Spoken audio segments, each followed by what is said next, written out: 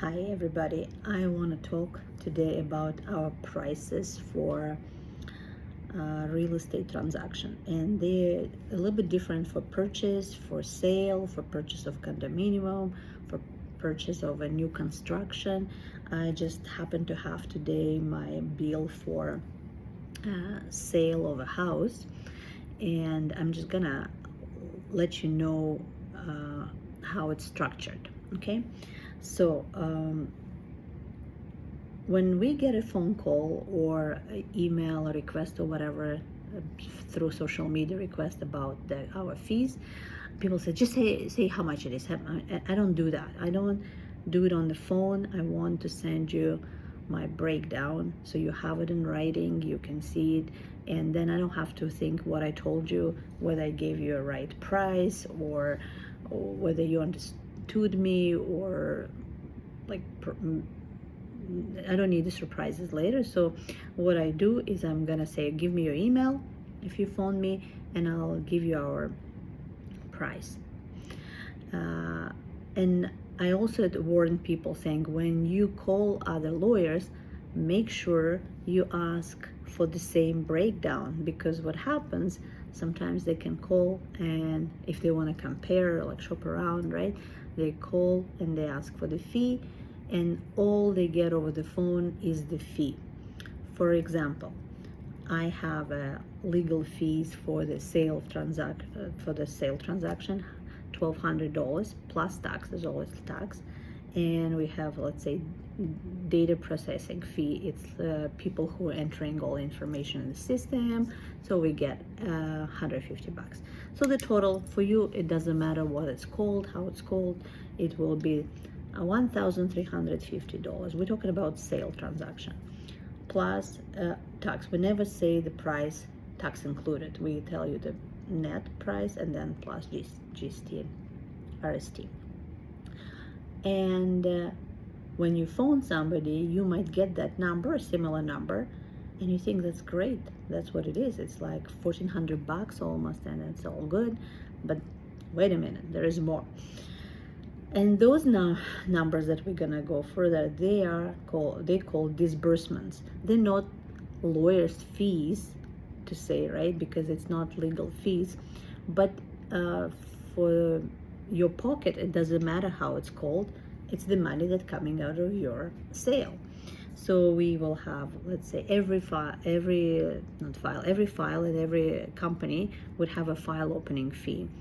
We have, maybe it's a little bit pricey with comparing with some other small law firms. I don't know what's in big firm. I should ask my husband what they have.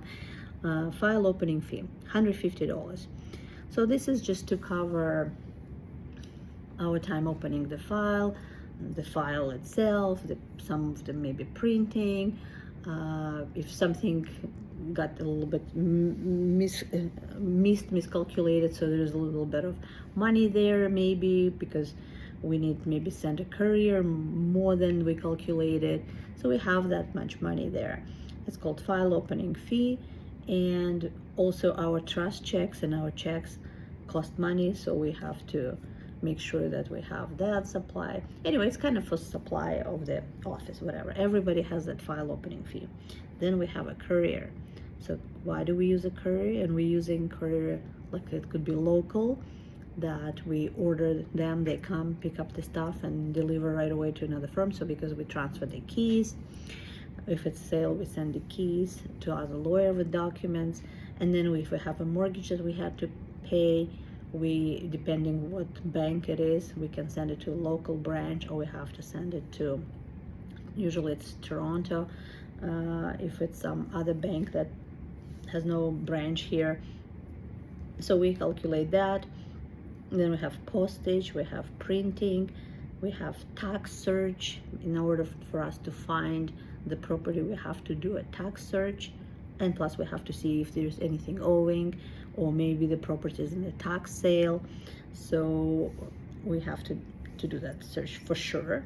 Then we have, it's called Realty Web usage fee. It's the software that we use. Different companies use different software. There's fee for each transaction. We have also water and waste department that we do search. There's also money. So those searches with GST, they come up, and couriers and all that stuff, around $317 plus GST. We also have disbursements that don't have GST. That's a mortgage discharge registration. Right now it's $133. It changes every year. It was like 128, I think, last year or something like that. We have title search.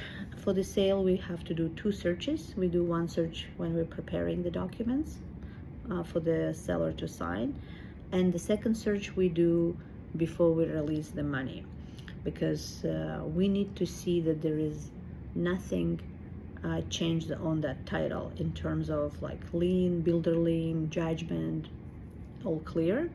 Then we'll release the money. So we have 2 searches. They are like $32 each, and that's basically it. That's what we have for the sale. So total sale, considering this just a local courier, no extra, not flying by UPS to Toronto or Waterloo, whatever, we have $2,169.85. That's our sale. So if you call the lawyer and you ask how much it's going to cost me, and they told you just legal fees of $1,400, let's say, so then you'll be surprised that there's more. And technically they didn't lie to you. You ask for legal fees are that much, but then there's more which they have to collect, because we can't pay out of our money for all of these searches, for all of the disbursements and all that stuff. Otherwise we'll be working for free. So when you phone somebody for a fee quote, I think the good idea is to get in writing to see what's in there. I used to know a lawyer, as a sole practitioner, who would say, yes, my legal fees, let's say $750 or whatever. It was a long time ago, right? And later in the bill you will see there's a fee for his assistant or paralegal, another like $400 or something. So you didn't ask for lawyer paralegal fees because you didn't know about it, right? You asked for legal fees for lawyer, they gave you a number, and in reality you end up with another number. And to switch to another lawyer once you already involved with a lawyer is really hard, because when we get your file, we do the searches, we'll start it to work. So it happens, people switch, and then we lose money because we've done work, because nobody then pays. Nobody comes and say, hey, here's your money, sorry, I'm gonna go to somebody else. That doesn't happen in real estate transaction. And for us, it's just like, hey, whatever, we'll make it somewhere else, no problem. It's a part of the business, right? Because being a lawyer, it's like being a businessman. Anyway, what we do when you call us, we will send you that invoice, kind of like invoice basically. Then we ask you to confirm, and once you confirm, then we start doing it. Because we've done it before without confirming, because we knew it's from the agent who always sends us work, or is it brother or sister, somebody, our client, and on, like, you think, well, it's all gonna be fine, but it's not. Sometimes it's really shocking, could be when a person who doesn't pay is actually somebody you couldn't even believe that they wouldn't pay their bill, right? But it happens. So we learned our lessons. We do not start any work until we know that you confirm in writing. And when it's a sale, even when it's a purchase too, we don't ask you to send us a payment or retainer, because we will get it from the proceeds of sale. So when we sign documents with you, there will be direction from you that we pay our bill from that money.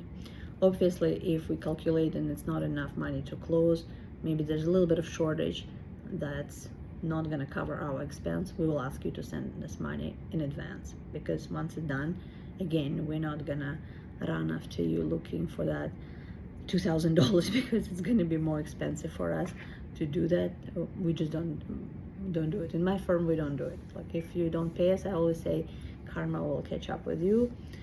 Doesn't matter. And I have a very strong energy. Anyway, I don't wish anybody bad, but I believe that bills have to be paid. Anyway, that's all about the sale. And sometimes that charge for the discharge of the mortgage could be included in the discharge statement from the bank. So it means that the bank will send us a title showing that mortgage was removed, and then we'll return you that money, right? We do some holdbacks, but we do return it once we know that we received it from the lender. Usually more and more lenders do it themselves, but occasionally they send us the discharge document and ask us to register it, so we have to pay. And that's a pain in the butt, I have to tell you, because they're supposed to send us, actually I have a case with one file like that, where they're supposed to send us electronic version of the discharge and sign the original copy. But what they do, they only send signed copy, never electronic, and then we have trouble with TerraNet Manitoba, because we need to have an electronic version. And I had that already, and we've dealt with it, but it's extra time, so I could spend as much time as closing the deal trying to discharge it. So that's the situation. But unfortunately, we can't charge client for that extra work in this situation. Anyway, so if you're going to be selling a house and you want a lawyer who works weekends and evenings, so we try to accommodate our clients, and we come to your place if needed. If you have little kids, or maybe somebody's already like in a retirement home and selling their home, and maybe not mobile, or have no driver's license, cannot come, whatever the reason is, you can contact us, and we come to you. So what I usually do, we'll prepare the documents. I prefer when the client has an email, so I can send the email with all the drafted documents, and they will review them, saying the names are right, the numbers are right, and everything is correct. And then I'll come to you with everything printed, and we'll just sign and I go. Because if you don't, and then I have to come to you, and then there is any mistake, let's say you change your name or something happened compared to the title, or that's not the price that you thought you sold the property, believe me, different situations happen, and then I have to go back, change it, or contact the agent and redo the stuff and come back to you. So it becomes more time consuming for me, and I like the efficiency. I like it to be done fast and no mistakes. So anyway, that's what we do, and we go anywhere in Winnipeg, and so if this is something that you would prefer to have a lawyer who would come to you, or have at least convenient time for closing, so you don't have to take time off work, so you can contact us and we'll be happy to help you. Bye.